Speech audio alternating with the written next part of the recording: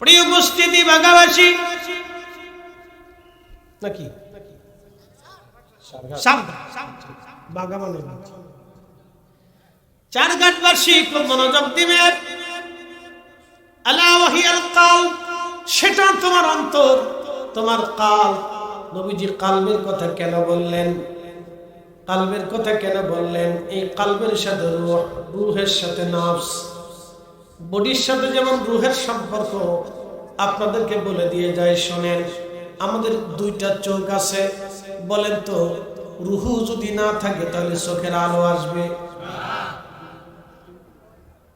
রূহ যদি না থাকে কানের ক্ষমতা কি আছে?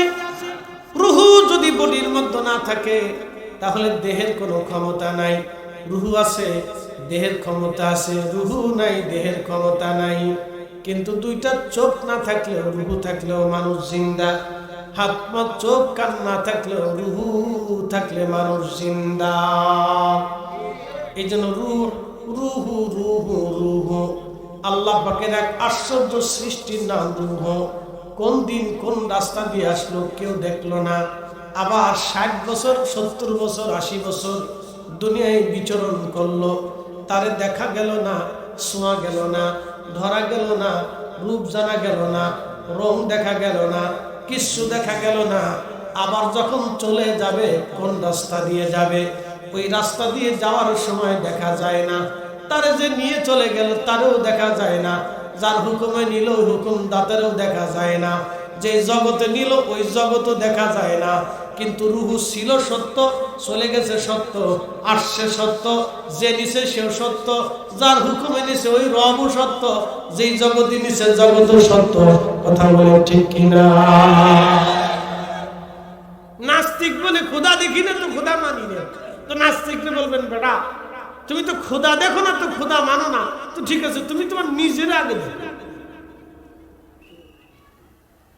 তোমার সামনে যে মানুষ আছে এই মানুষ আগে দেখো, ধরে রাখো পারবো কিনা? 1450 বছর আগে রব বলে দিয়েছেন, কুল হুজুর আপনি বলে দেন, ইন্নাল মাউতাল্লাযী তাফিরুনা মিনহু ফাইন্নাহু মুলাকুকুম। বলে দেন মানুষ এই মৃত্যু থেকে শুধু পালায় পালায় পালায়, বলেন এই মরণ তার সাথে মোলাকাত করবে, আমার কাছে নিয়ে আসবে তাকে। সুম্মা তুরাদ্দুনা ইলা আলিমিল গায়বি ওয়াশ শাহাদাত, অতঃপর সে আমার কাছে আসবে। আমি সেই রব যার প্রকাশ্য অপ্রকাশ্য সব জানি। ফায়ুনাব্বিউকুম, আমি তাকে সেই দিন দেখিয়ে দিব, বিমা কুনতুম তা'মালুন, জীবনে যা যা যা যা করেছেন আমার রব আপনাকে সেই দিন দেখাবে। তুমি এটা এটা এটা এটা করেছো। পালানোর কোনো সুযোগ নেই। আছে? একসাথে বলেন পালানোর সুযোগ আছে? নারে তাকবীর, আর বলুন আওয়াজ দেন, নারে তাকবীর, নারে রিসালাত। আওয়াজ বলে দিয়েছি, আর আত্মবিশ্বাস। অনেকে চিন্তা করে কিন্তু হুজুর কেবল ধরল পরেই যায়, তো আসেন একটু অসুস্থ আত্মা, অসুস্থ আত্মা, অসুস্থ আত্মা। এদেশে অসুস্থ আত্মার কোনো অভাব নেই, বহু আছে অসুস্থ আত্মা। আল্লাহু আকবার ওয়া লিল্লাহিল হামদু। বিসমিল্লাহির রাহমানির রাহিম।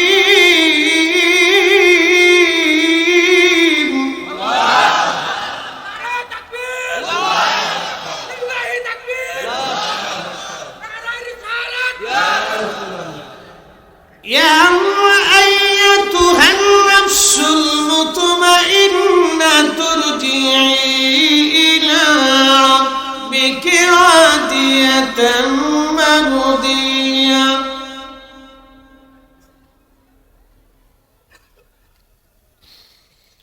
ফাদখুলি ফি ইবাদি ওয়াদখুলি জান্নাতি।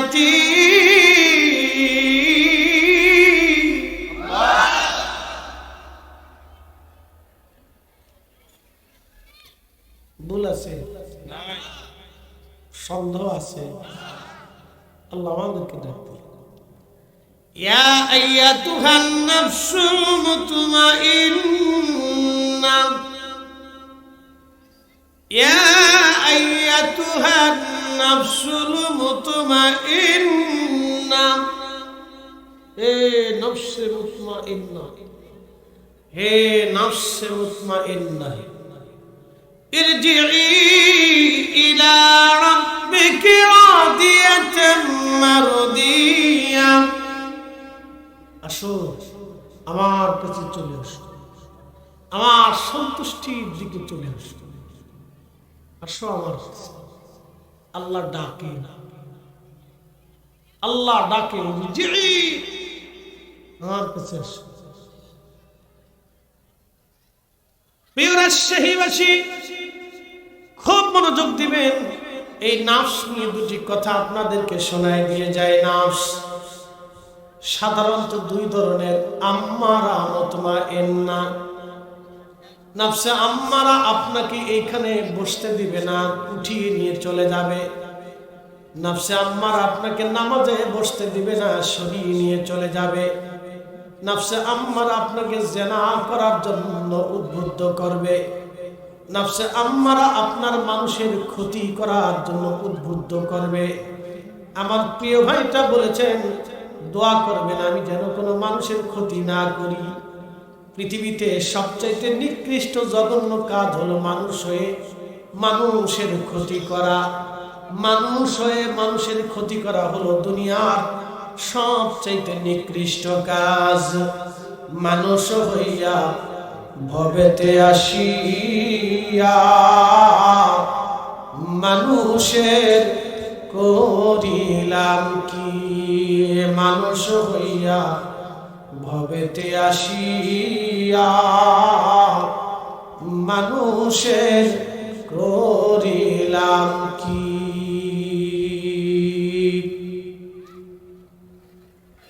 নফসে আম্মারা আপনাকে খারাপ কাজের দিকে নিয়ে যাবে। হে নারী সমাজ, সামান্য বিষয় নিয়ে ঝগড়া ফাসাদ বাঁধানো নফসে আম্মারার কাজ। তোর মুরগি আমার বাড়ি আইলো কে, তোর হাঁসে আমার ধান খাইলো কে, তোর ছাগল আমার বাড়ির উঠানে ঢুকলো কে, এইগুলি নিয়ে আমাদের নারীরা ঝগড়া করে। স্বামী স্ত্রীর মধ্যে ঝগড়া হয়ে যায়, শ্বশুর শাশুড়ির সাথে ঝগড়া হয়। নফসে আম্মারা।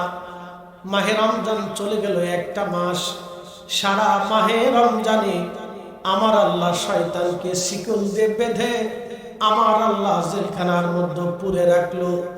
সারা রমজানে কোনো শয়তান কিন্তু সারা ছিল না। আপনারা বলেন, রমজানে কি চালের দাম কমেছিল? রমজানেও কিন্তু পণ্যের দাম বাড়াই দিয়েছে। যারা বাড়াইলো ওরা সিন্ডিকেট, ওরাই হলো বাংলাদেশের সবচেয়ে নিকৃষ্ট মানুষ।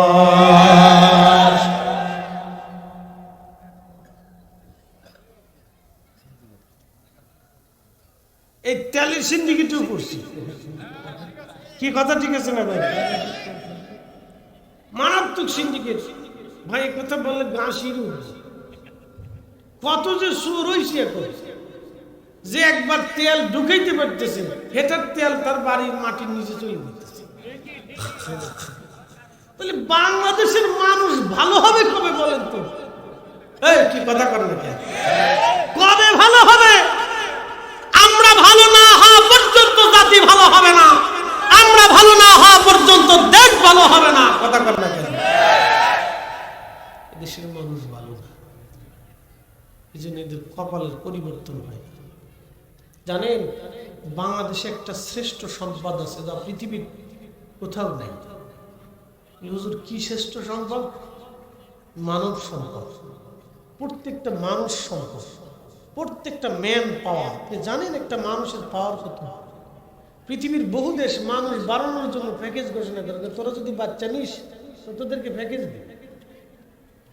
আর আমরা প্যাকেজ লাগে না।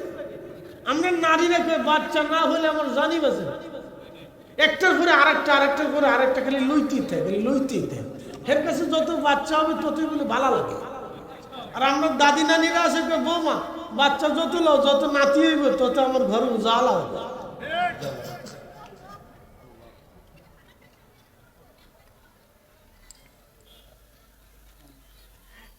ইউরোপিয়ানরা বাচ্চা নিতে চায় না, ধুর ঝামেলা। আমরা দেশের নারীরা বাচ্চা নিতে চায়, যদ্দূর হবে তদ্দূর ভালো। তো মানব সম্পদ সবচেয়ে বড় সম্পদ, কিন্তু দুঃখের বিষয় আমরা এই সম্পদকে কাজে লাগাইতে পারি না। কথা ঠিক আছে না ভাই? দামি সম্পদ কিন্তু আল্লাহ সব পৃথিবীর সব দেশের দিয়ে। বাংলাদেশের 22টার সমান একটা দেশ সৌদি আরব, মাত্র 1 কোটি মানুষ, কত ল্যান্ড, হাজার হাজার মাইলের পর মাইল রাস্তায় চললেও বাড়িঘর পাওয়া যায়। কথা ঠিক আছে কিনা? রাস্তার মোড়ে মোড়ে কোনায় কোনায় বাড়ি, তারপরও ফাঁক পাইলে ডাকাতি করে ফেলে। কি কথা কর না কেন? এত মানুষ রাস্তা, সুযোগ পাইলেই দিয়ে যা, চান্স পাইলেই গরু চুরি করে নিয়ে যা। ওরে গরু চুরি! আমি একজনকে জিজ্ঞেস, গরু কেমনে চুরি করে? এত বড় একটা জন্তু মাথায় করে লয় কেন? গরুর ওই সরে বলে সামনে সামনে আড়ে, গরু বলে পিছে পিছে আড়ে। আমাকে এর নামে ওর নাম হয়েছে গরু। ও মালিকও ছিল না, চোরও ছিল না। যদি গরু মালিক আর চোর চিনত, তাহলে এত বড় দেহ দিয়ে চোরের গুতাইয়া চোরের জান শেষ করে দিত। গরু মালিকও ছিল না, চোরও ছিল না, এর লাগে নাম হচ্ছে গরু। পকেট খালি, পকেট খালি, যখন তখন পকেট খালি। আরে সর্বনাশ, এটা কি ডাকাতি! এ ভাইরা আমার, মনোযোগ দিবেন। নফসে মুতমাইন্নার কথা বলছিলাম, নফসে আম্মারার কথা বললাম। আপনাকে গুনাহ করাবে, মাহে রমজানে শয়তান বাধা ছিল, কিন্তু নফসে আম্মারা তো আল্লাহর বেঁধে রাখে নাই। যেই কারণে মাহে রমজান ও নফসে আম্মারা গুনাহ করাইছে। বহু মুসলমান রমজানে রোজা রাখে নাই, দিনের বেলা খাইছে। বহু মুসলমান রমজানে মারামারি করছে। বহু মুসলমান রমজানে ডাকাতি খুন খারাপি করেছে। বহু মুসলমান রমজানে মানুষ ঠকাইছে, মালে কম দিয়েছে, মালে ভেজাল দিয়েছে। এই কাজগুলি নফসে আম্মারা করে থাকে। আর দুনিয়ার যত নেকির কাজ আপনি দেখবেন, ভালো কাজ, এই ভালো কাজগুলি নফসে মুতমাইন্না করে থাকে। এই জন্য আমার আল্লাহ বলেন, ইরজিই হে নফসে মুতমাইন্না, তুমি আসো আমার সন্তুষ্টির দিকে, তুমি চলে আসো। আল্লাহ নবী বললেন, আমার পেয়ারা মেহবুব বান্দাদের যখন মৃত্যুর সময় হয়ে যায়, আল্লাহ নবী বললেন, আমার পেয়ারা মেহবুব উম্মতের মৃত্যুর সময় যখন ঘনিয়ে যায়, তখন আমার আল্লাহ ওই নফসটাকে, ওই জীবনটাকে ডাক দেয়, তুমি চলে আসো। ঠিক ওই সময় সে আনন্দ চিত্তে হাসতে হাসতে খুশি মনে ওই নফস আল্লাহর কাছে চলে যায়। তখন সে মৃত্যুর যন্ত্রণা ভোগ করে না, তখন সে আনন্দিত হতে থাকে। দেখবেন আল্লাহর ওলিদের ইন্তেকালের সময় তারা মায়ের কোলে বাচ্চা যেমন ঘুমায়, আল্লাহর ওলিদের ইন্তেকালও এইরকম হয়ে যায়। একবার জোরে বলা যাবে কি আল্লাহু আকবার? তেলের গাড়ি তেলে চলে, হাওয়ার গাড়ি হাওয়ায় উড়ে, বিনা তেলে চালায় গাড়ি নবী সুলাইমান। আমরা সেই মুসলমান, আমরা সেই মুসলমান। বিশ্ববিখ্যাত ইমাম আব্দুল্লাহ ইবনে মুবারক রাহমাতুল্লাহ আলাইহি বললেন, দুনিয়ার মানুষ, আমি কাবা শরীফে উপস্থিত ছিলাম। আব্দুল্লাহ ইবনে মুবারকের পরিচয় দিয়ে যাই। ওনার উস্তাদের নাম ইমাম আবু হানিফা রাহমাতুল্লাহ আলাইহি, তার উস্তাদের নাম ইমাম ইব্রাহিম নখী রাহমাতুল্লাহ আলাইহি, তার উস্তাদের নাম আব্দুল্লাহ ইবনে মাসউদ রাদিয়াল্লাহু আনহু, তার উস্তাদের নাম রাহমাতুল লিল আলামিন, তার উস্তাদের নাম রব্বুল আলামিন। জোরে বলবেন না মারহাবা? শোনেন, আল্লাহর ছাত্র নবীজি, নবীজির ছাত্র আব্দুল্লাহ ইবনে মাসউদ এই উম্মতের শ্রেষ্ঠ ফকিহ ছিলেন, তিনি শ্রেষ্ঠ মুফতি ছিলেন। ওনার ফতোয়ার পরে দুনিয়ার কারো আর ফতোয়া চলে না। দুনিয়ার শ্রেষ্ঠ মুফাসসির হযরত আব্দুল্লাহ ইবনে আব্বাস, ওনার তাফসীরের পরে দুনিয়াতে আর কারো তাফসীর চলে না। খুব মনোযোগ দিবেন। হযরত হযরত আব্দুল্লাহ ইবনে মাসউদের ছাত্রের নাম ইমাম ইব্রাহিম নখী। ইমাম ইব্রাহিম নখীর ছাত্রের নাম আমরার হানাফি মাযহাবের ইমাম ইমামুল আযম আবু হানিফা রাহমাতুল্লাহি আলাইহি। যারা মনে করতেছেন হানাফিরা বুঝে না, হানাফিরা জানে না, আপনি এখনো বুকার স্বর্গের ভিতরে বসে আছেন। এখনো ডাস্টবিনের ভিতরে দিচ্ছে, ওতে বের হইতে পারে।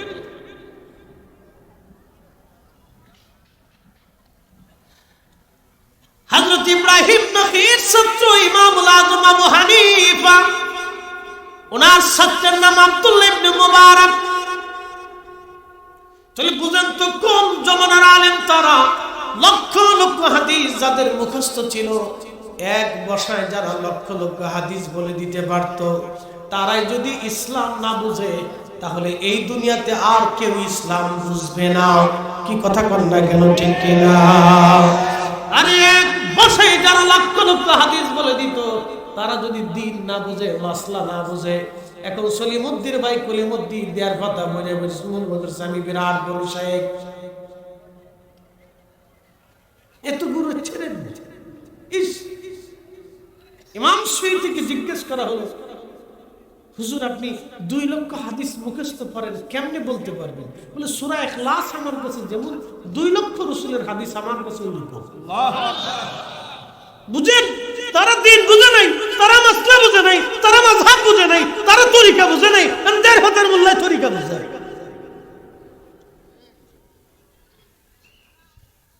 আপনি আমার দিন বুঝাইতে ইচ্ছে, ওনার কাছ থেকে আমার দিন নিতে হবে। দিন আমরা 1450 বছর ধরে নিচ্ছি। কি কথা বলেন? আর নতুন করে কারো কাছ থেকে দিন নিতে হবে? নতুন করে কারো কাছ থেকে কোরআন শিখতে হবে না, নতুন করে কারো কাছ থেকে হাদিস শিখতে হবে না। 1450 বছর ধরে আমরা শিখি।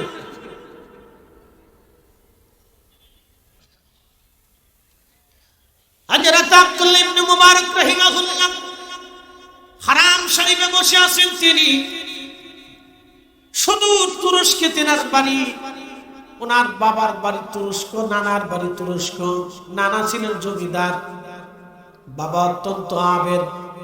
নানা আবেদ দেখে মুবারকের সাথে মেয়ের বিয়ে দিয়েছিলেন। সেই সংসারে একটা সন্তান হলো, তার নাম আব্দুল্লাহ ইবনে মুবারক। পৈতৃক সূত্রে উনি অনেক সম্পদের মালিক ছিলেন।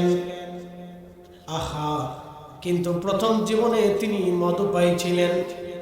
মদপায়ী ছিলেন, মা দোয়া করে, বাবার দোয়াগুলি আসমানে কবুল হয়ে গেল।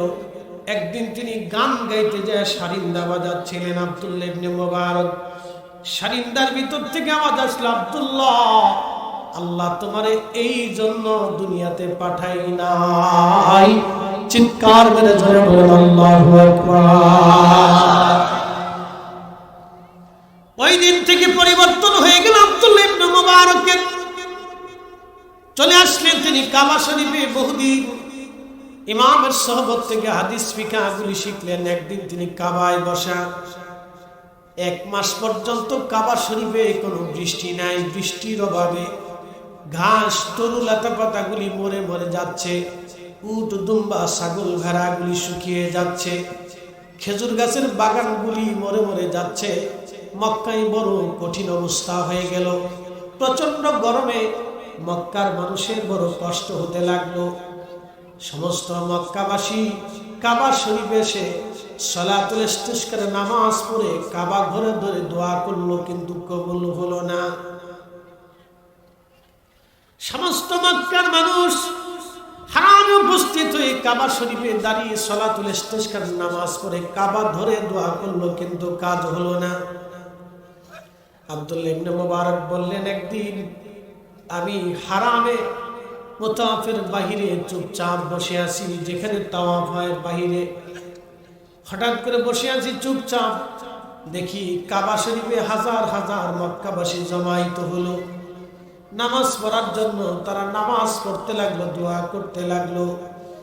ঠিক এমন সময় দেখি একজন আল্লাহর বান্দা, জীর্ণ শীর্ণ পোশাক, চেহারাও জীর্ণ শীর্ণ, চুল দাড়িগুলি এলোমেলো, আর তার জুব্বার ভিতরে তালি দেওয়া, পাগড়ির মধ্যে তালি দেওয়া, চাদরের মধ্যে তালি দেওয়া, তার চুল দাড়িগুলি এলোমেলো, চেহারা জীর্ণ শীর্ণ আর হত দরিদ্র এবং সে নিগ্র কালো।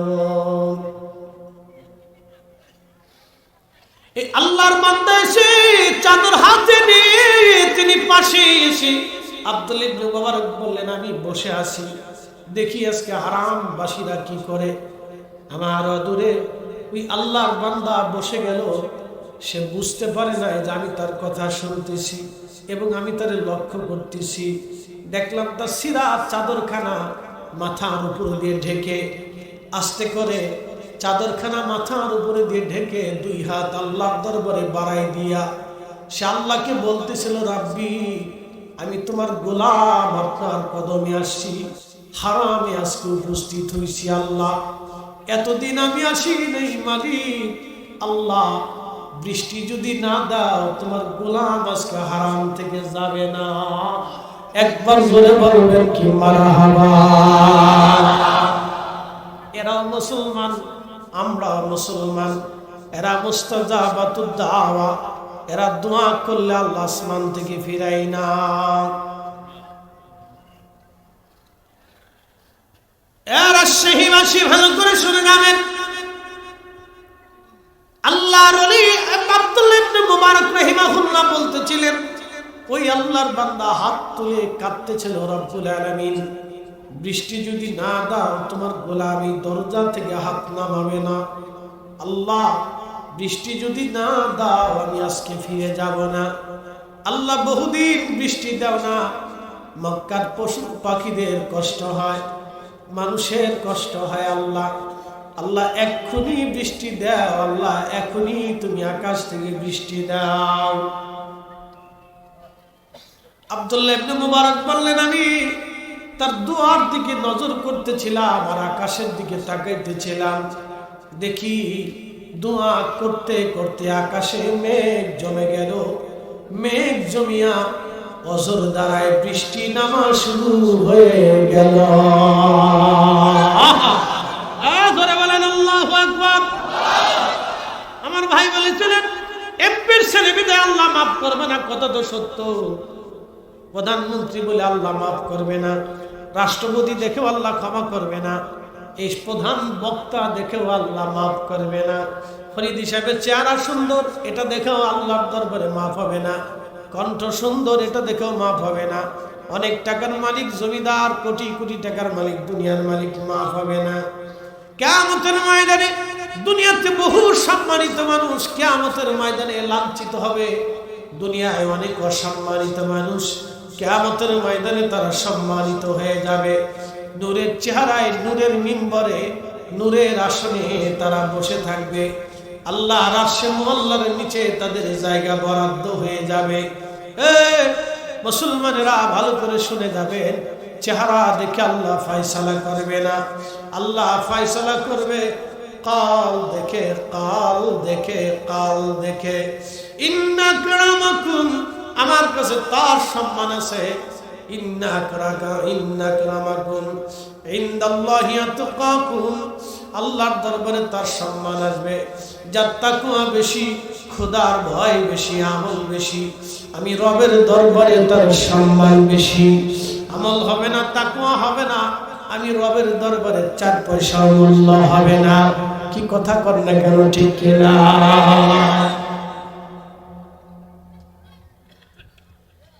আমি রবের দরবারে 4 পয়সা মূল্য হবে না। মুস্তাজাবাতুদ দাওয়া, আল্লাহর আকাশে দোয়া করার সাথে আসমান থেকে বৃষ্টি নাজিল হয়ে গেল। তার মানে কি বলেন, দোয়া কবুল হয় কি হয় না? একসাথে বলেন, হয় কি হয় না?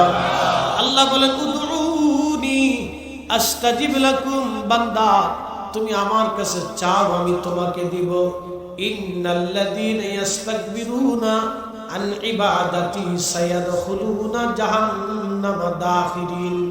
যদি আমার কাছে না চাও, যদি দোয়ায় মনোনিবেশ না করো, যদি আমার কাছে তুমি ভিক্ষা না চাও বান্দারে, তাহলে তুমি শুনে নাও, এই দোয়া নামক ইবাদত থেকে যদি তুমি নিজেকে গোটাও, অন্য মুসলমানকেও তুমি সরাও, তোমার ফতোয়ার কারণে যদি একজন মুসলমান দোয়া থেকে বিচ্ছিন্ন হয়ে যায়, বান্দা শোনো, সাইয়াদখুলুনা জাহান্নামা দাখিলিন, তোমাকে আমি জাহান্নামে অপদস্থ করে পাঠিয়ে দেব। ভালো করে কোরআন বুঝে যাবেন, ভালো করে কোরআন শিখে যাবেন। আল্লাহর কোরআন বলল দোয়া করার জন্য, দোয়া না করলে কোরআন তার শাস্তির ফয়সালা করে দিয়েছে। অতএব কোরআনের সিদ্ধান্তের বাহিরে আমরা কোনো সিদ্ধান্ত মানতে যাব না, অবশ্যই আমরা দোয়া করব। কথা বলেন ঠিক কিনা?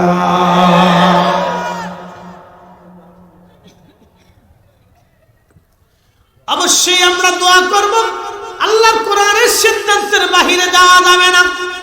যাবে? একসাথে বলেন যাবে? কোনো সুযোগ নেই, এখানে কোনো ফতোয়া নেই, ডাইরেক্ট ফতোয়া আল্লাহ দিলেন, শুধু আমার কাছে। এবার নামাজের পরেও চাইতে পারো, মাহফিলের পরেও চাইতে পারো, দুরূদ শরীফ পরেও চাইতে পারো, মজলিস কায়েম করেও চাইতে পারো, একা একাও চাইতে পারো, কোরআন খতম দিয়েও চাইতে পারো, কবর জিয়ারত করেও চাইতে পারো।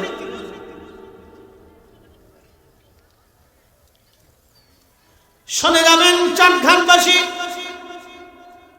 ভালো করে বুঝে যাবেন হাজিরিন, নামাজ পড়ো আপনি যেতে পারেন, নামাজ পড়ো আপনি আল্লাহর কাছে চাইতে পারেন, আপনি ইফতারির আগেও চাইতে পারেন, ইফতার সামনে নিয়েও চাইতে পারেন, তারাবির নামাজ শেষ করেও চাইতে পারেন, অথবা তারাবির নামাজের আগেও আপনি চাইতে পারেন, সফরে বের হওয়ার সময় আপনি চাইতে পারেন, সফর থেকে বাড়ি ফিরেও আল্লাহর কাছে আপনি চাইতে পারেন, একা একাও চাইতে পারেন, জামাতের সাথেও চাইতে পারেন। একা একা দোয়া করলে বেদাত হয় না, জামাতের সাথে দোয়া করলে বেদাত হয়ে যায়। কি আশ্চর্য কথা! পাগলের দেশে বাস করি মনে হইতেছে। একা একা দোয়া করলে বেদাত হয় না, জামাতে করলে। মুসলমানের জামাতবদ্ধ কাজ আল্লাহর কাছে বেশি পছন্দ। ওরে মিয়া, একা একা দোয়া করলে যদি বেশি মূল্যবান হতো, তাহলে আল্লাহ একা একা নামাজ পড়ার জন্য বলে দিত যে ঘরে একা একা পড়বে।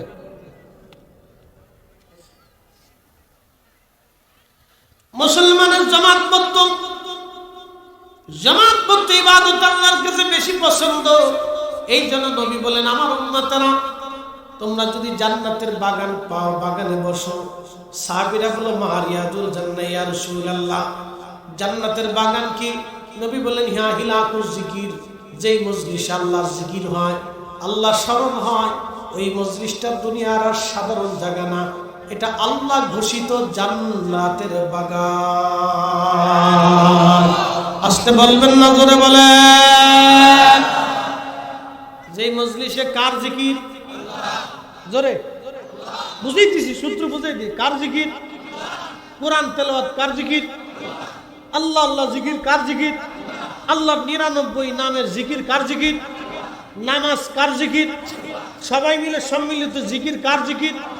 আমরা যখন আল্লাহর দরবারে হাত বাড়াই, রব্বানা আতিনা ফিদ দুনিয়া হাসানা, রব্বানা যালামনা আনফুসানা, রব্বানা ফাগফির লানা যুনুবানা, রব্বানা লা তুজিগ কুলুবানা বাদা ইদ হাদাইতানা, রব্বিরহামহুমা কামা রব্বায়ানি সগীরা। এই তো কোরআন আল্লাহ দোয়া নিজে শিখাইছে। এরপরে যদি আপনার ভালো না লাগে, তাহলে বুঝতে হবে আপনি শয়তানেরটাই মানতেছেন। এত দোয়া কোরআনে শিখানোর পরেও দোয়া পছন্দ হয় না নাকি? এত দোয়া শিখানোর পর আপনার দোয়া পছন্দ হয় না। আল্লাহ নিজে শিখাইছে কোন শব্দমালা দিয়ে তুমি আমার কাছে চাবা। আল্লাহ এরকম করে 40-50টা আয়াত নাযিল করে আপনারা শিখাইছে, তারপরেও আপনার কাছে ভালো লাগে না। এরপর আপনার কাছে ভালো লাগে না, তো ভালো কখন লাগবে? রব্বানা যালামনা আনফুসানা ওয়া ইল্লাম তাগফির লানা, যখন রবের দরবারে হাত বাড়ায় আমরা চাইলাম। এখন বলেন তো জিকির হয় কার? জোরে বলেন, জিকির হয় কার? খালি দলবদ্ধভাবে দোয়া করা, এটা বেহেশতের বাগান। কি কথা কন না কেন? দলবদ্ধভাবে জিকির করা জান্নাতের বাগান, দলবদ্ধভাবে দোয়া করা জান্নাতের বাগান, দলবদ্ধভাবে কোরআন তেলাওয়াত করা জান্নাতের বাগান, দলবদ্ধভাবে তাসবিহ তাহলিল করা জান্নাতের বাগান, দলবদ্ধভাবে নামাজ পড়া জান্নাতের বাগান। কথা বলেন, জোরে বলেন, জোরে বলেন। আমি বলছি না আল্লাহ রাসূল বলছেন? কথার বাইরে আর কথা আমরা নেব না। কি কথা ঠিক আছে নি? নবীর কথার বাইরে আর কারো কথা আমরা নেব না, নেব সোজা হিসাব আর নেব না। হিসাব একবার সহজ। এখন আপনারা বললেন দোয়া চলবে নি, দোয়া হবে নি, দোয়া লাগবে নি? জাল লাগবে না সেটা আপনার ইচ্ছা।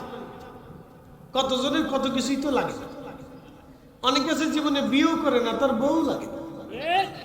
ঠিক আছে, অনেকে জীবনে বাড়ি ঘর করে না, তার ঘর বাড়ি লাগে না। তো লাগে না তো লাগে না, জোর করে তো লাগাতে যাবে না। অনেকে দোয়া লাগে না, তো না লাগলে আমি তো জোর করে লাগাইতে পারবো না, না লাগলে অসুবিধা নেই, চলে যায়।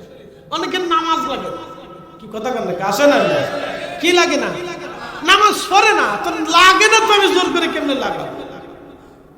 নামাজ লাগে না। তাহলে আমাদের দোয়া লাগবে, কথা ঠিক আছে কিনা? আমাদের দোয়া। প্রিয় উপস্থিতি হাজিরিন, ভালো করে শুনে যাবেন। আল্লাহর বান্দা হাত তুলে দোয়া করলো, কবুল হয়ে গেল। আব্দুল্লাহ ইবনে মুবারক রাহমাতুল্লাহ আলাইহি চিন্তায় পড়ে গেলেন, জীবনে এত হাদিস আমি পড়াইলাম, এত ফিকের মাসলা আমি বাতলাইলাম, এত জটিল জটিল মাসলাগুলি কোরআন সুন্নাহ থেকে বের করলাম, কিন্তু এই ব্যক্তির মতো আসমানে বইলা বৃষ্টি তো নামাইতে পারলাম না। এটা আবার কোন বিদ্যা? এই বিদ্যাটা আমার দারুণ প্রয়োজন। জোরে বলেন না মারহাবা।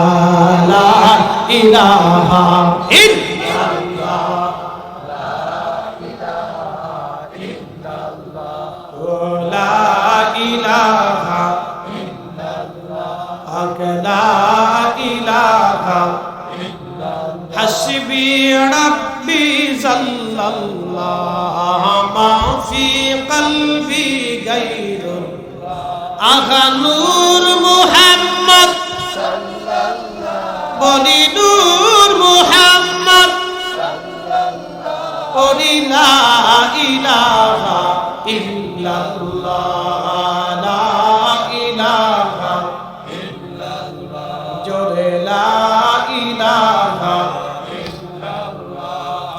বন্ধু আমার মনোযোগ দিবেন। আব্দুল্লাহ ইবনে মুবারক চিন্তায় পড়ে গেলেন, এই লোকটাকে ধরতে হবে। আমার পিছে পিছে হাঁটলেন। যেতে যেতে যেতে যেতে লোকটা মক্কা থেকে, মক্কার বাইরে বহু দূর, মক্কার বাইরে বহু দূর হেঁটে হেঁটে যাইয়া তার মালিকের বাড়ি চলে গেল। দরজার সামনে ঢুকলেন, ঢুকার পরে দেখে এক মুরব্বী জল চকির উপরে বসে আছে। সালাম দিলেন, উত্তর দিলেন, মুরব্বী কে আপনি? আগত মেহমান। আরবরা মেহমানকে খুব সম্মান করে। কে আপনি? বলে আমার নাম আব্দুল্লাহ ইবনে মুবারক। বলে হুজুর, আমি আপনার নাম বহুবার শুনেছি, আপনি দুনিয়া জোড়া আলেম, দুনিয়া জোড়া আলেম। পৃথিবীতে আপনার মতো আলেম এই জমানায় আর নাই। হযরত আপনি কেন আমার কাছে আসছেন? বলে দেখেন, আমি আপনার কাছে একটা গোলাম কেনার জন্য আসছি। মুরব্বী বলতেছে, আমার বাড়ি অনেক গোলাম আছে, দেখেন আপনার কোন গোলাম পছন্দ হয় আমি বিক্রি করে দেব। তখন আব্দুল্লাহ ইবনে মুবারক বললেন, বাবাজি, আপনার সামনে দিয়া কিছু সময় আগে একজন জীর্ণ শীর্ণ পোশাক পরনেওয়ালা, তালি দেওয়া জুব্বা আর চুল দাড়িগুলি এলোমেলো, আর তার চেহারায় মলিনতা, নিগ্র এবং কালো, এই লোকটা আপনার পাশ দিয়ে হেঁটে ভিতরে চলে গেল। এই লোকটাকে বলে, হুজুর, এই লোকটা হচ্ছে আমার বাড়ির গোলাম। বলে আপনার গোলাম? এই গোলামটা আপনি আমারে বিক্রি করে দেন। মুরব্বী বলে, হুজুর, এই গোলাম বড় বরকতময় গোলাম। এই গোলাম এমন এক গোলাম, যে গোলামটা সারা রাত ঘুমায় না, সারা রাত আল্লাহর ইবাদতে কাটায় দেয়।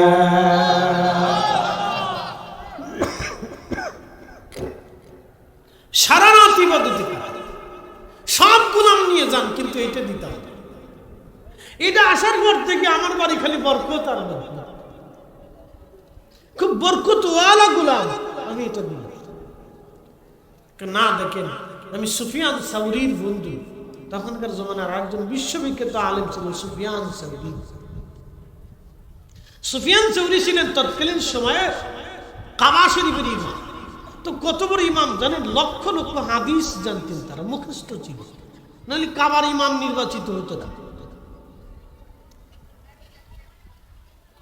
মুসলমান বলতেছে, আমি সুফিয়ান সাউরির বন্ধু, সুফিয়ান সাউরি আমার বন্ধু, আমি তার বন্ধু, দুইজনে একসাথে কাবাতে বসে দর্শ দেই। আপনি আমাকে একটু সম্মান করেন, ওই গোলামটা আপনি আমারে দিয়ে দেন। মুরব্বি বলল, আহা আপনি এত বড় আলেম, আমি আপনাকে ফিরিয়ে দিলে আল্লাহ বেজার হয়ে যাবে। ঠিক আছে হুজুর, আপনি আমার এই গোলাম নিয়ে চলে যান, এটা অনেক বরকতওয়ালা গোলাম আমার। বলে দাম কত দিব? বলে খুশি মনে আপনি দাম দিয়ে নিয়ে চলে যান। আব্দুল্লাহ ইবনে মুবারক কিছু টাকা দিলেন, নিয়ে চলে গেলেন এই গোলামকে। যেতে যেতে জোহরের আজান পড়ে গেল। আজান পড়ে যাওয়ার পরে গোলামটা বলল, হুজুর আসেন আমরা একসাথে জোহরের নামাজ আমরা আদায় করে নেই। জোহরের নামাজ আদায় করলেন। জোহরের নামাজ আদায় করার পরে আল্লাহু আকবার, গোলাম ডাকতে বলল, হুজুর আপনি তো আমাকে কিনেছেন গোলাম হিসেবে, ও আল্লাহর বন্ধু, তাহলে বলেন আমি আপনার কি খেদমত করতে পারি? আপনার তো কোনো খেদমত আমি করলাম না।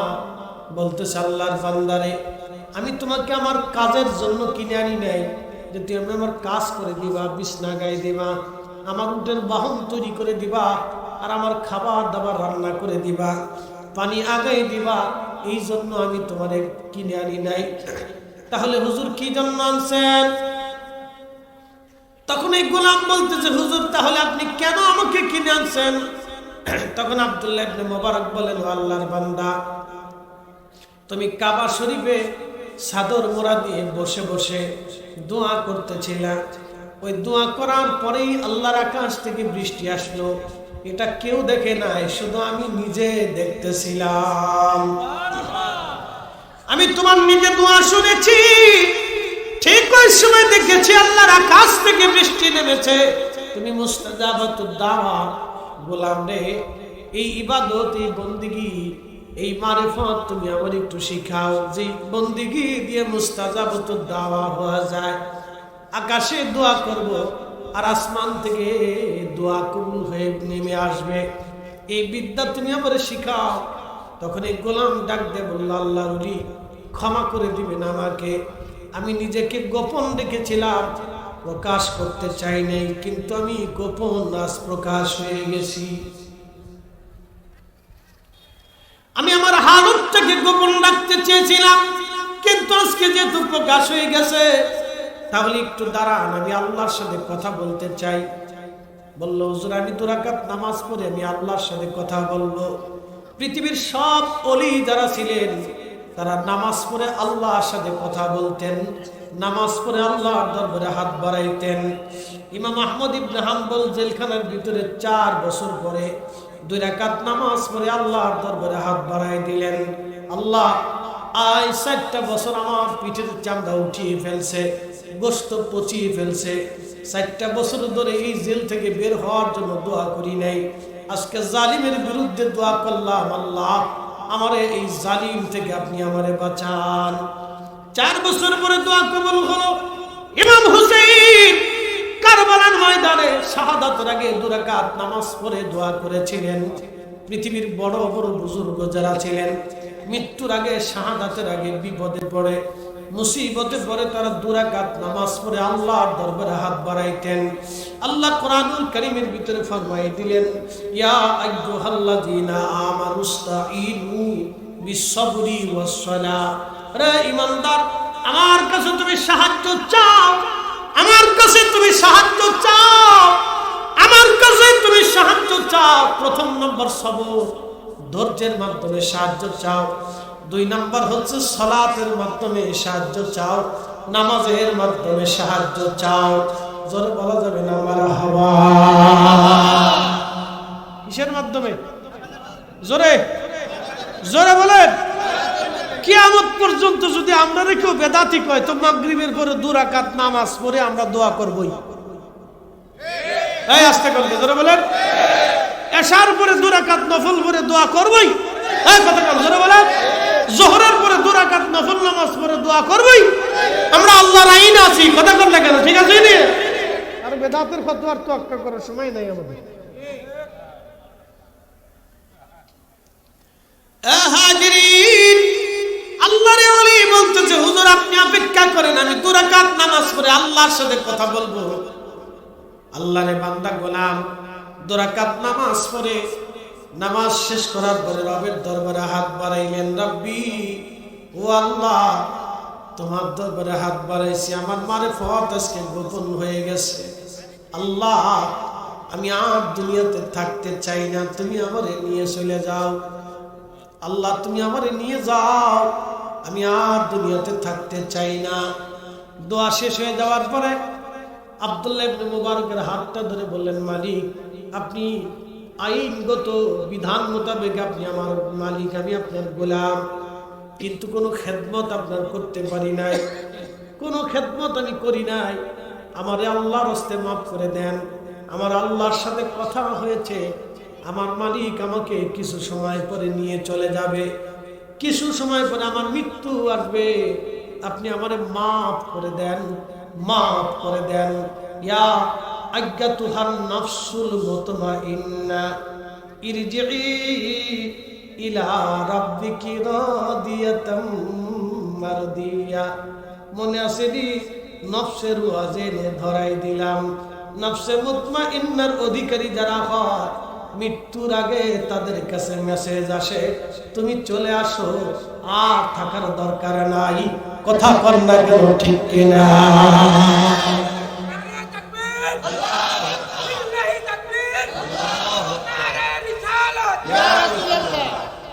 তেলের গাড়ি তেলে চলে, খাবার গাড়ি হাওয়ায় উড়ে, বিনা তেলে চালাই গাড়ি নবী সুলাইমান।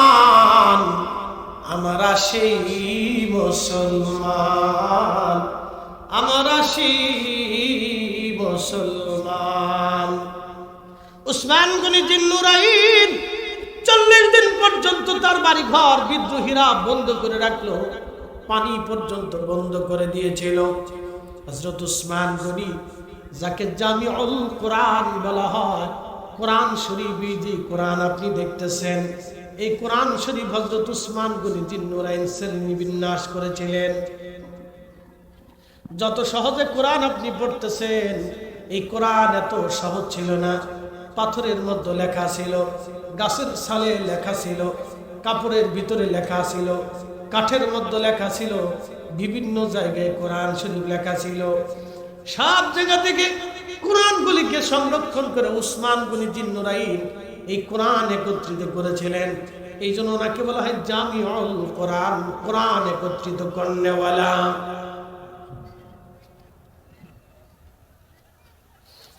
উসমান গনি কোরআন শরীফ পড়তেন, প্রচুর পরিমাণে কোরআন পড়তেন তিনি।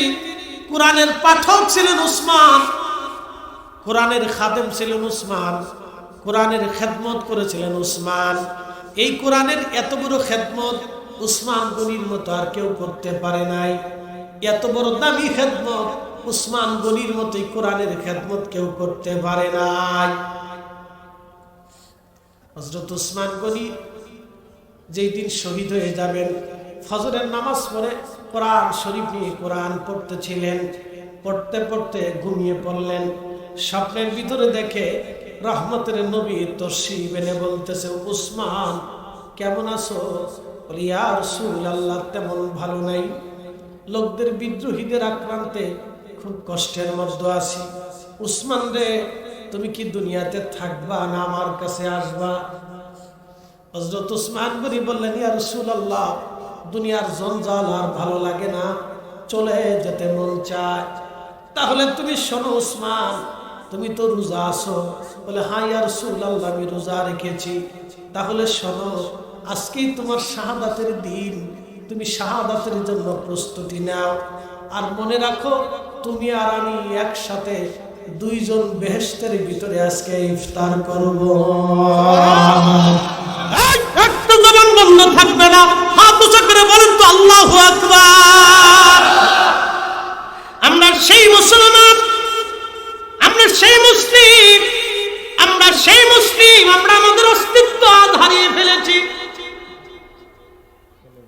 আমাদের মূল উসুল আমরা হারিয়ে ফেলেছি, আমাদের নীতিমালা থেকে আমরা সরে এসেছি, যার কারণে 57টা মুসলিম দেশ, 57 জন সেনাপ্রধান, 57টা মুসলিম সেনাবাহিনী, মিনিমাম 1 কোটি মুসলিম সেনা ফৌজ আছে, প্রশিক্ষিত সেনাবাহিনী, 1 কোটি সেনা সদস্য থাকার পরে, হাজার হাজার হাজার হাজার ট্যাঙ্ক থাকার পরে, হাজার হাজার বিমান বাহিনী থাকার পরে, নৌবাহিনী থাকার পরে 75 বছর ধরে একটা জাতিকে নির্মূল করা হচ্ছে। ফিলিস্তিনিদেরকে ধরে ধরে ধরে ধরে তাদের হত্যা করা হয়।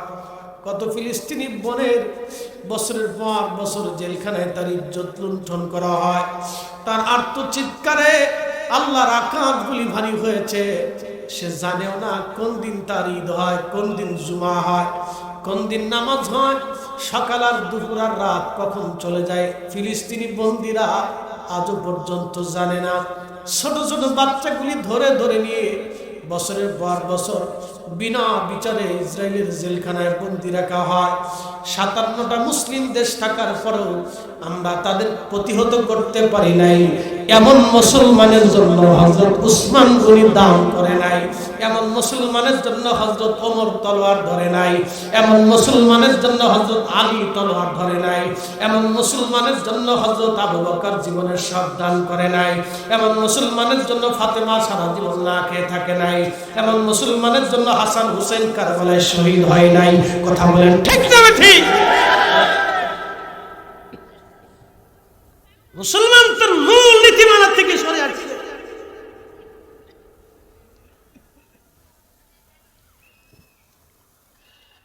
রাজশাহীবাসী মনোযোগের সাথে কথাগুলি শুনবে না। হযরত উসমান করে জিন্নুরাইন ঘুম ভেঙে গেল। স্বপ্ন থেকে উঠার পরে বিবিকে বললেন, বিবি তুমি আমারে তৈরি করে দাও, সময় ঘনিয়ে গেছে, আজকেই আমি শহীদ হয়ে যাব। বিবি বলতেছিল, স্বামী আমার কি বলতেছেন আপনি, কেমনে কি শাহাদাত বলতেছেন? স্বামী আমার কি বলতেছেন? বলে আল্লাহ রাসূল আমাকে স্বপ্নে এসেছিলেন, সুসংবাদ দিয়েছেন, আজকে আমি শহীদ হব, জান্নাতে আমি আর নবীজি দুইজনে একসাথে ইফতার করব।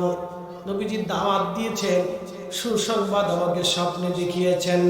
মান রাআনি ফিল মানামি ফাকাদ রাআল হক, রাবাহুল বুখারী ফি কিতাবির রুইয়া। নবী বললেন, আমার উম্মতেরা রে, স্বপ্নে যদি আমার সাথে তোমাদের সাথে আমি দেখা করি, তাহলে মনে রাখো আমি নিজে দেখা করছি, বাস্তবে দেখা করেছি। আমি নবী দেখা করি, আমি নবী নিজে আসি, ছবি আসি না, আমি নবী নিজে আসি। তার মানে কি জানেননি? নবী এখনো আছে। আসেনি? এই আসতে বলেন, আসেনি? বিশ্বাস আসেনি? রাসূল আছে, নবীর জায়গায় নবী আছে, উম্মতের চোখের জায়গায় চোখ নাই। কি কথা করেন না কেন? উম্মতের চোখের জায়গায় চোখ নেই, রাসূলের জায়গায় রাসূল আছে, উম্মতের চোখের জায়গায় চোখ নেই। আহা, আমি রমজানে বাচ্চা কাছে নিয়ে ওমরায় গেছি, কুরবানির পরে আবার কাফেলা নিয়ে যাব, হজের পরপরই আবার যাব। খুব মনোযোগ দেন। আমি যতবার গেছি আল্লাহ রাসূলের বারগাহে, ওটা হাজি দেখছি খালি ছবি তুলে ভিডিও করে, কোনো অনুভূতি নাই যে সে কার সামনে দাঁড়াচ্ছে। হাজি বুঝি, আশ্চর্য, মুআল্লিমরাও শিখাই দেয়, কোনো মুআল্লিম শিখায় না। হাজি বুঝে না যে সে কার সামনে দাঁড়িয়েছে, হাজি বুঝে না যে সে কার সামনে দাঁড়িয়েছে। রওজা শরীফের উপরে আয়াতে কারিমা লেখা আছে, ইয়া আইয়ুহাল্লাযীনা আমানু লা তারফাউ আসওয়াতাকুম ফাওকা সাওতিন নবী ওয়া লা তাজহারু লাহু বিল কওলি কাজহারি বা'দিকুম লিবা'দিন আন তাহবাতা আমালুকুম। রওজা শরীফের উপরে লেখা আছে, ও ইমানদার, ও ইমানদার, এই দরবারে উচ্চে কথা বলিও না। যেই দরবারে তুমি আসছো এই দরবারে মুস্তাফাতে তোমার আওয়াজ যেন জোরে না হয়, যদি তোমার আওয়াজ যেন নবীর আওয়াজের উপর দিয়ে বড় না হয়। তুমি এমন ভাবে ডাক দিও না, এমন ভাষা সম্বোধন করিও না যেই ভাষা তুমি সাধারণদের জন্য ব্যবহার করো, সাধারণের জন্য ব্যবহার করো, এমন ভাষাও এই দরবারে ব্যবহার করিও না। সাধারণদের মতো নবীকে ডাকিও না। ও আমার বান্দারা, শোনো ইমানদারেরা, যদি এই দরবারে তোমার বেয়াদবি হয়, আন তাহবাতা আমালুকুম, তোমার জীবনের নামাজ শেষ হয়ে যাবে, তোমার জীবনের তাহাজ্জুদ শেষ হয়ে যাবে, তোমার জীবনের হজ শেষ হয়ে যাবে, তোমার জীবনের কালেমা শেষ হয়ে যাবে, তোমার জীবনের সাদকা শেষ হয়ে যাবে, তোমার জীবনের যাকাত শেষ হয়ে যাবে। তোমার ঈমান, তোমার আমল তোমাকে বেহেশত নিতে পারবে না। তোমার আমলগুলি আমি আল্লাহ বরবাদ করে দেব যদি এই দরবারে মুস্তাফাতে তোমার বেয়াদবি হয়ে যায়। আপনি বুঝেন রাসূলের দরবার কত দামি জায়গা। আল্লাহ কোরআনে নবীজির সম্মানের ব্যাপারে সতর্ক করে দিলেন। রওজা শরীফের উপরে লেখা আছে, কিন্তু হাজি বুঝে না সে কোন জায়গায় যায় দাঁড়াইছে, কোথায় যায়, কার সামনে দাঁড়াইলো, কাকে সালাম দিল। অনেক হাজি হাসে, অনেক হাজি ভিডিওতে দেখায় ছেলেদেরকে, দেখো আমি রাসূলের মাঝ বাড়ায় আছি, অনেকে ছবি তোলে। কিন্তু অনেকে আবার দেখি ভদ্রতার সাথে চোখের পানি ফেলে ফেলে সালাম দেয়। ওইখানে যাইয়া আপনাকে সর্বোচ্চ আদব দেখাইতে হবে, দিলটাকে নরম করে দিয়ে আল্লাহর নবীকে সালাম দিতে হবে। আসসালাতু আসসালামু আলাইকা ইয়া রাসূলুল্লাহ। তো জোরে জোরে দিতে পারবেন না, মৃদু মৃদু আওয়াজে আপনাকে দিতে হবে, জোরে দেওয়া যাবে না, মৃদু মৃদু আওয়াজে আপনাকে সালাম দিতে হবে। সালামটার আওয়াজ যেন জোরে না হয়, সালামের আওয়াজ যেন জোরে না হয়, আদবের জন্য কোনো ঘাটতি না হয়, মৃদু মৃদু ভাবে সালাম দিবেন। মনে রাখবেন, আপনি যাকে সালাম দিতে গিয়েছেন তিনি আপনাকে দেখে। আল আম্বিয়াউ আহইয়াউন ফি কুবুরিহিম ইউসাল্লুন, হাযা হাদিসুন সহিহুল ইসনাদ মুসনাদ আবু ইয়ালা আল মুসাল্লি।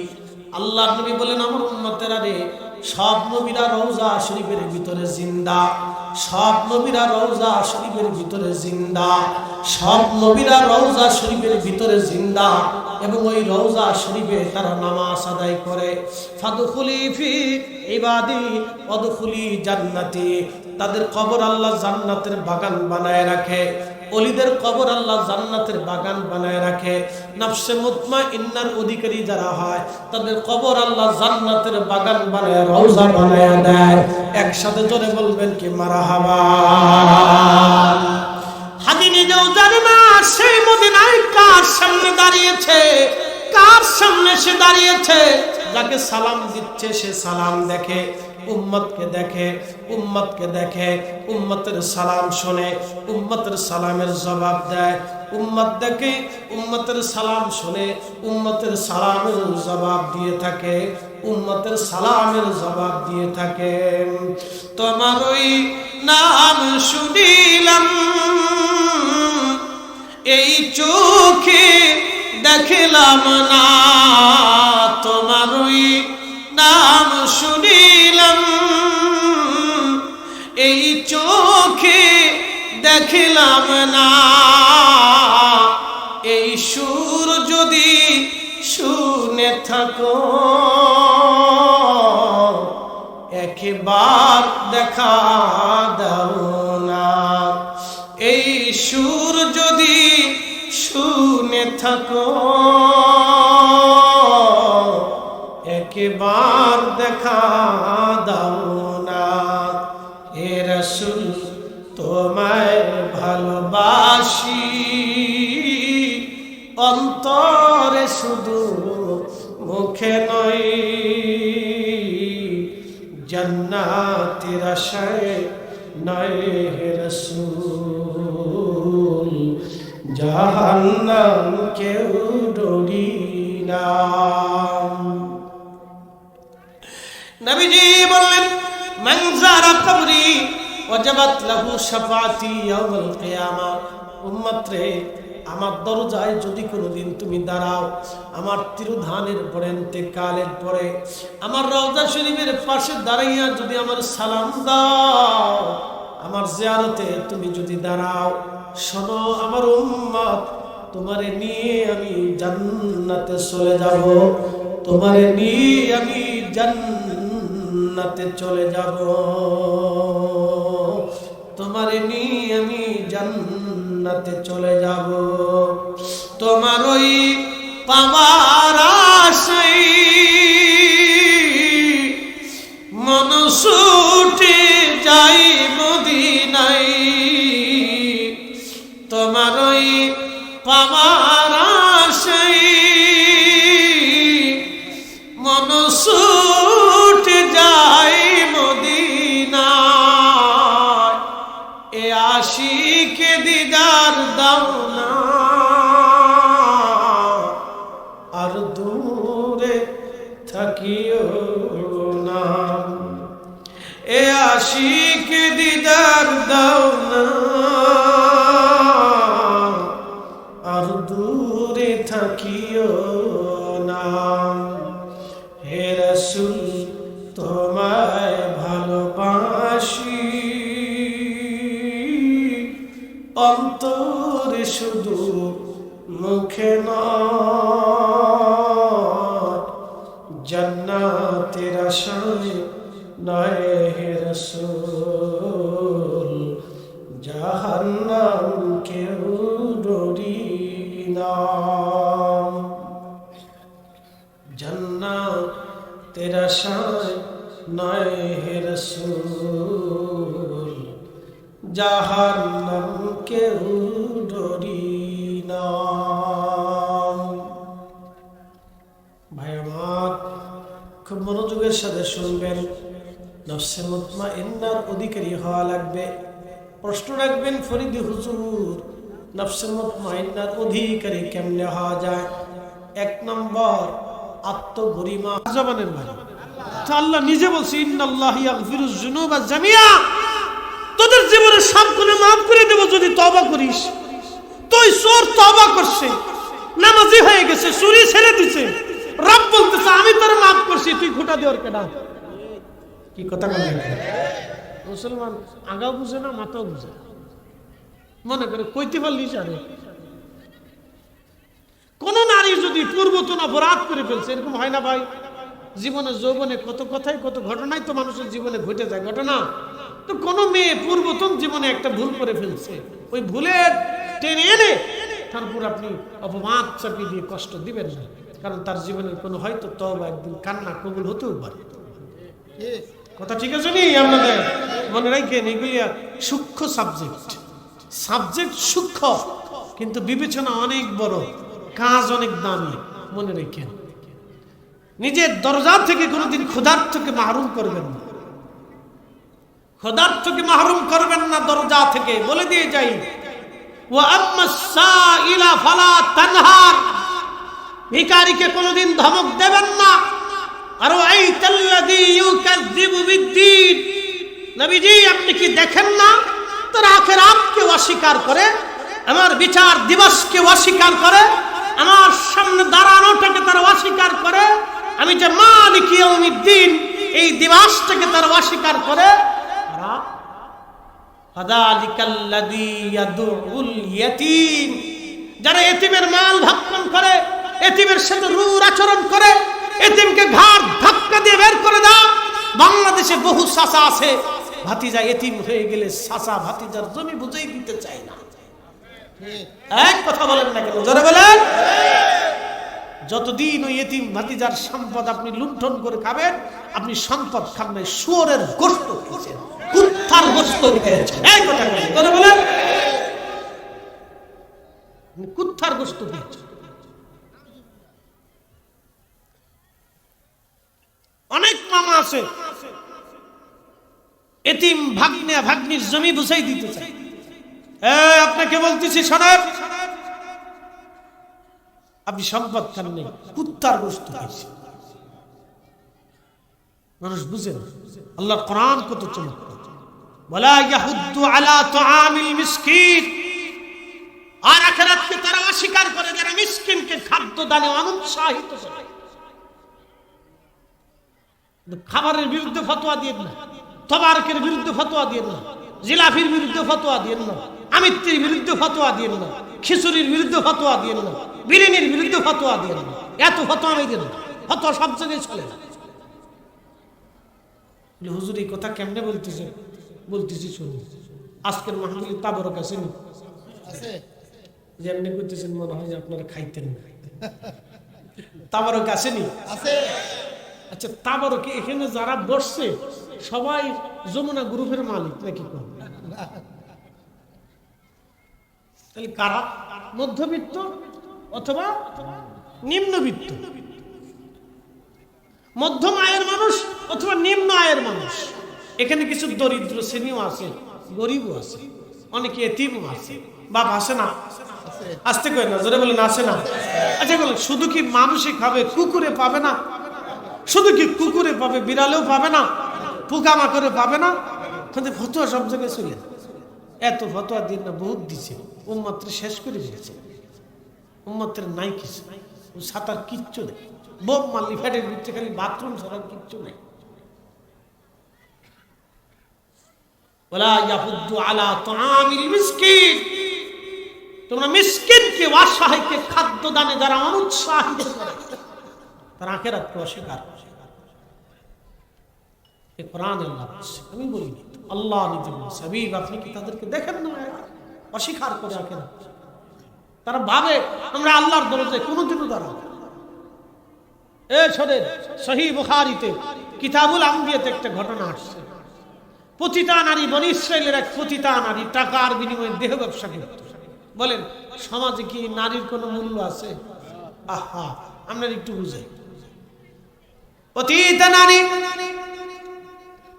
রাত কি বেশি হয়ে গেল? লুৎফর ভাই, বেশি হয়নি,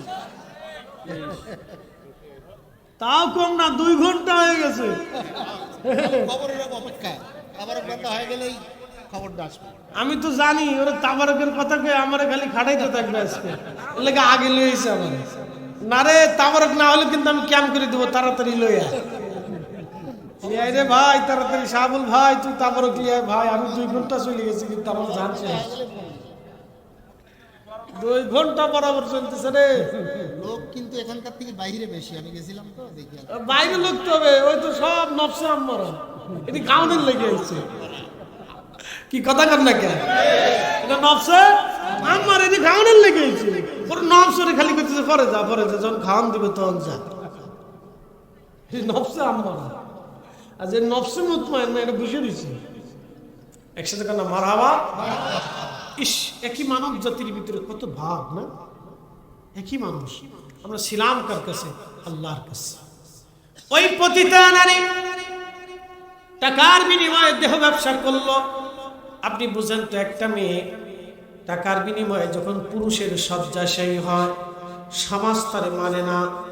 মানে সমাজ কখনো মানে না। কোন মুরব্বী কোনোদিনও তার ছেলের বৌমা হিসেবে কোন পতিতা নারীরে মানবে না। তওবা করলেও মানে না।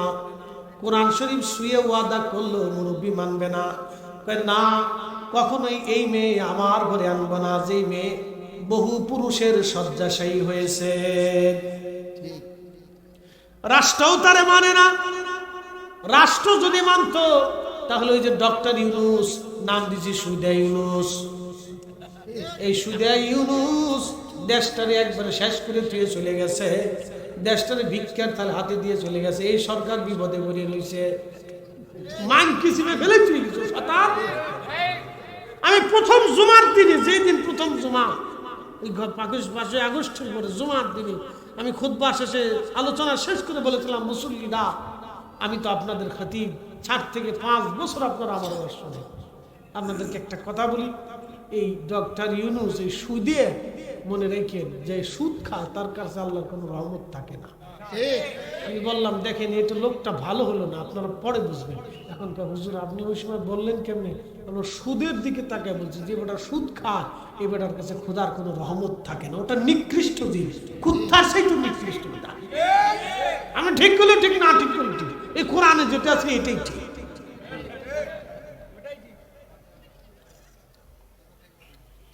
খুব মনোযোগ দেন। কোথায় ওয়াজ নিয়েছিলাম ভুলে গেছি। ওই যে পতিতা, এই বেড়া কি করে ঠিক আছে জানেন? আর 10 বছর পরে বুঝবে।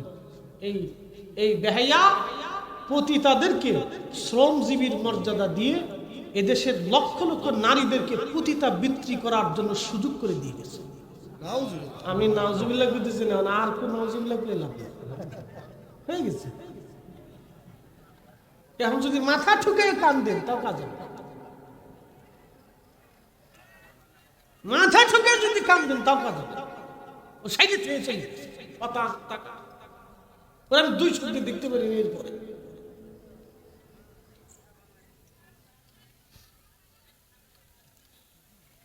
খুব মনোযোগ দেন। পতিতা নারী টাকার বিনিময়ে দেহ ব্যবসা করে, সমাজ তারে মানে না, রাষ্ট্র তারে মর্যাদা দেয়। আচ্ছা বলেন তো বাংলাদেশে পতিতা আছে কয়টা? সব মিলিয়ে ধরেন 50,000। তো 50,000 রাষ্ট্র যদি চিন্তা করে 50,000 পতিতা নারী রে আমরা প্রত্যেকের কর্মসংস্থান দিয়ে সুস্থ জীবনে ফিরিয়ে আনবো, রাষ্ট্র পারে না? কিন্তু করে না। তার মানে পতিতা নারীর মর্যাদা রাষ্ট্রেও নেই, সমাজেও নেই, পরিবারেও নাই, কোথাও। কিন্তু একজনের কাছে আছে, যদি তওবা করে রবের দরবারে আছে। আস্তে বলেন কেন, জোরে বলেন। কোথাও নাই, কিন্তু একজনের কাছে আছে, তিনি মালিক, তিনি রহমান।